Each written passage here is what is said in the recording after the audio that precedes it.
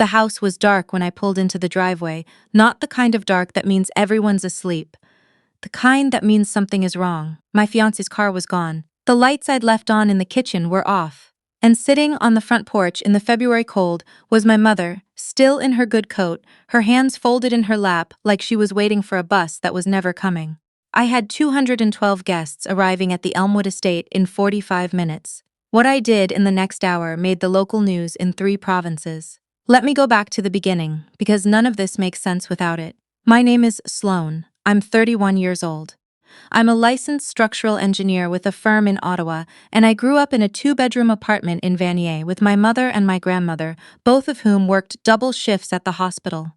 My mother as a registered nurse, my grandmother as a PSW, so that I could go to Carleton on a scholarship and not have to choose between groceries and textbooks. I know exactly what it cost them. I have never forgotten it for a single day of my life. I met my fiancé at a conference in Toronto 4 years ago. He was charming in a way that felt effortless, and I mistook effortless for sincere. His name was Derek, and he worked in investment management, and his family owned a property development company that had been operating in the Ottawa Valley for 3 generations. Old money. Not the flashy kind, the quiet, institutional, private school educations, and never discusses the cost out loud. We dated for 2 years before he proposed. I said yes. My mother cried. My grandmother, who does not cry at anything, dabbed at the corner of her eye with her sleeve and then immediately pretended she hadn't. I should tell you about his mother right now, because she matters enormously to this story. His mother, I'll call her his mother, because that is the role she played and the only one she earned, was a woman who had very specific ideas about how things should be done and who should be doing them. She had a smile that she deployed strategically, the way you'd use a tool rather than an expression. She called me sweetheart in public and asked my fiancé, in my presence, whether I was adjusting well to the lifestyle. As if I had emigrated, as if I had arrived from somewhere lesser and was still learning the customs. I adjusted my responses accordingly. I was polite, I was warm, I brought wine to every dinner, remembered every birthday, asked thoughtful questions about the family business. I realize now, auditioning for a part I had already been cast out of. The wedding was my fiancé's family's idea to make grand. I had wanted something small, maybe 60 people, a dinner at a restaurant I loved on Preston Street, dancing until midnight. My fiancé agreed at first. Then his mother got involved. Then the guest list became 200. Then the venue became the Elmwood Estate, a heritage property outside the city that costs more per night than most people's monthly mortgage. Then the catering became a tasting menu. Then I somehow agreed to a wedding that cost more than my first year's salary. I should have noticed when she suggested that the financial arrangements go through the family account. It's just easier, she told me over tea in her sitting room. We have a relationship with the venue, they'll give us a better rate. My fiancé nodded beside her. It makes sense, Sloan, it's just logistics. I have a degree in structural engineering. I understand load-bearing systems, I understand the point at which weight becomes unsustainable, and I sat in that sitting room and I ignored every instinct I had because I wanted it to work.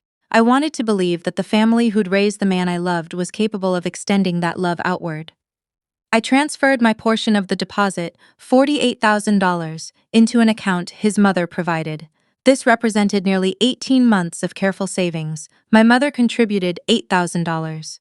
My grandmother gave me $5,000, which I only found out about after the fact, when she handed me a card with a check inside and told me not to make a fuss. I did not make a fuss. I put the money in. I trusted the plan. That was my first mistake. My second was not asking for the booking confirmation directly from the venue.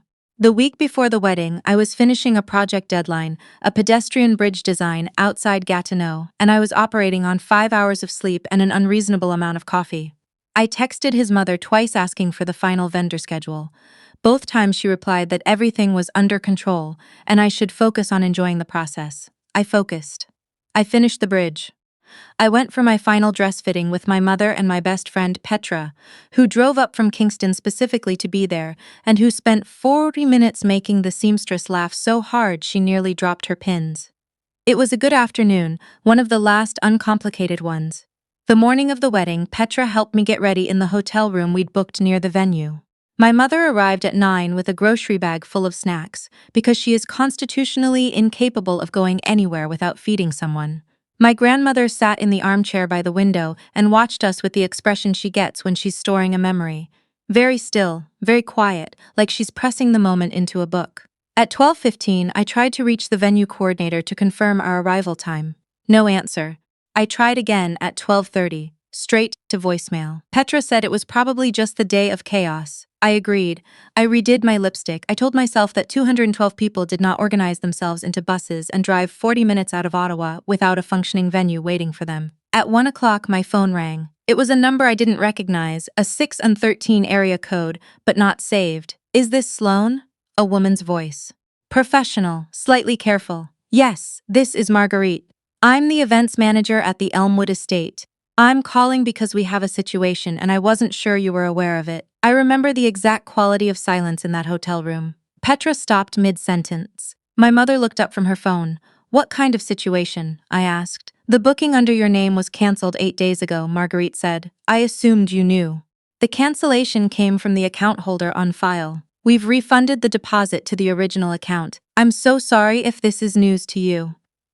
I sat down on the edge of the bed. I was wearing my wedding dress. My grandmother was watching me from the armchair, and I saw the moment her expression changed. The moment she understood, before I said a word, that something had been done to us.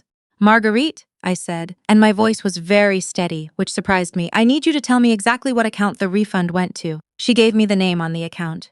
It was his mother's name. My fiancé did not answer his phone. His phone rang 7 times and went to voicemail. I called again. 7 times. Voicemail. The 3rd time I called, someone pressed decline. Someone pressed decline on his phone while I sat on the edge of a bed in my wedding dress, with 212 guests currently loading onto chartered buses on the south end of the city. I want to be clear about what I did next, because people have asked me whether I panicked. I didn't panic. I had what I can only describe as a moment of extraordinary clarity. The kind of clarity that comes when the thing you were afraid to admit finally becomes impossible to deny. I looked at my mother. She had put her phone down. She was watching me. How many of your coworkers are on those buses? I asked her. 14, she said, plus your aunt and your cousins from Sudbury. I looked at Petra. Your whole family drove from Kingston, I said. 7 of them, she said. Yes. I thought about my grandmother's $5,000. I thought about the 18 months I had spent saving mine. I thought about the word sweetheart deployed as a tool. Then I picked up my phone and called my cousin Theo, not the name in the file, a different Theo, my mother's sister's son, who manages event operations for a hotel chain and has on multiple occasions described himself as someone who can solve any problem given 40 minutes and a working cell signal. I need you, I said, right now. I need you to find me a venue for 212 people in the next 40 minutes. A pause. Okay, he said, give me 20.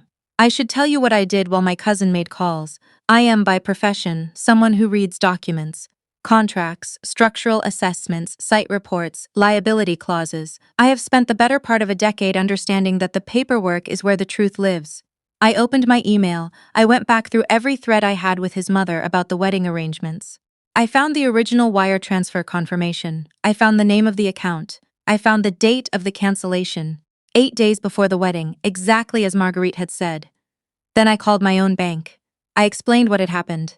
The representative I spoke to was calm and methodical, and connected me to their fraud line within 3 minutes. I filed a preliminary report. The agent told me they would begin a review and that I should document everything. I took screenshots of every text message in which his mother said the arrangements were under control. I took a screenshot of the wire transfer. I forwarded everything to my personal email. Then I forwarded it to Petra's email and my mother's email because I did not want a single copy to live only on my phone. 14 minutes after I called my cousin, he called me back. Rideau Mill Event House, he said. It's in Carlton Place. 45 minutes from downtown, not 40. I know the owner. We worked an event there 2 summers ago. She's got the main hall open today because a corporate booking canceled last week. She can take 200 guests, there's catering on site, and she's willing to do a day of arrangement if you can get there in an hour. What's the cost? He gave me a number. Done, I said. Can you coordinate with the bus company? Already texted the driver, he said. He's rerouting now. I hung up. I looked at my mother. We have a venue, I said. My grandmother, from the armchair by the window, made a small sound that I have replayed many times since. It wasn't relief, exactly. It was something older than that. It was the sound of someone who has seen the world do its worst and watched the people she loves find their footing anyway. Here is the part I haven't told anyone in full yet. While the buses were rerouting, while my cousin was coordinating with the caterer, while Petra was texting the bridal party with the new address and instructions to tell no one else until everyone was en route, it was my fiancé, I answered. Sloan, he said. I can explain. I know about the cancellation, I said. I know about the refund. I know it went to your mother's account. Silence. She was going to tell you, he said. There was a plan. She found another venue, one the family knows. She thought you'd— Derek, I used his name very deliberately. Did you know about this before today? Another silence. Longer. I knew she was looking at alternatives, he said. I didn't know she'd already cancelled. I have thought about whether I believe that. I have gone back and forth on it more times than I care to admit. In the end, it doesn't change what happened next. 212 people are on buses right now, I said. My mother is in this room. My grandmother is in this room. Your family used $61,000 of money that was given in good faith to cancel a booking and reroute funds without telling me 8 days before my wedding. I need you to understand what that is. Sloan, please. Are you at the original venue right now? A pause. Yes. Then stay there, I said, because I won't be. I hung up. Rideau Mill Event House is a converted 19th century grain mill on the Mississippi River, about 45 minutes west of Ottawa. The owner, a woman in her 60s named Margaret. And yes, I know that name is in the list, but this is the real name of this real person, and I'm not changing it for a story. Had the front doors open and the lights on when our buses pulled in. Her staff was already setting tables. There were wildflowers in mason jars on every surface. The exposed stone walls and the timber beams made the whole space feel like something from a dream you'd want to stay in. My guests walked in not knowing what had happened. They knew there'd been a venue change. The bus driver had announced it simply, said there'd been a scheduling issue and a new location was arranged. Most people shrugged it off. A few asked questions. Petra intercepted those people with the focused efficiency of someone who has spent 20 years managing other people's anxieties on top of her own. I stood at the entrance and I greeted every single person who walked through those doors. My mother stood beside me. My grandmother stood on my other side, straight-backed and composed, wearing her good earrings and the expression of a woman who has never in her life allowed anyone to see her sweat.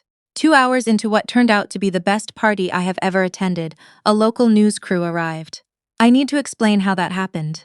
My cousin, the same cousin who found the venue, had, in the course of making his 45-minute miracle happen, mentioned the situation to a former colleague who worked in communications. That colleague happened to know a producer at a local Ottawa news outlet who had just that week been looking for a human interest segment on short-notice event planning. My cousin called it a story about community pulling together. He was not wrong. It was also a story about financial fraud and a family that had treated a $61,000 trust as a resource to be redirected. The producer arrived with a camera operator. She was respectful and asked permission before filming anything. I said yes, I had prepared for this in the way that people who work in technical fields prepare for things, methodically with documentation. I had printed 3 copies of the wire transfer confirmation, the cancellation notification from the venue, and the series of text messages in which my fiancé's mother had confirmed that all arrangements were handled and under control after the date the booking was cancelled. I handed a copy to the producer. I handed a copy to my cousin. I kept one for myself. The producer looked at the documents for a long moment. Would you be willing to speak on camera? She asked. Yes, I said, I would. I want to be honest about the next part, because I think people sometimes expect revenge stories to feel triumphant in a clean, uncomplicated way. This one didn't entirely. I spoke to the camera for about 12 minutes. I described what had happened factually in the order it occurred. I did not use his mother's name. I did not speculate about intent. I explained that $61,000 had been transferred in good faith for a specific purpose and had been diverted without my knowledge or consent, and that the fraud investigation was already underway with my bank. The segment aired that evening and was shared widely enough that it trended briefly on local social media. The comments, as you might expect, had opinions. What happened in the following weeks is still partly ongoing, so I won't detail all of it.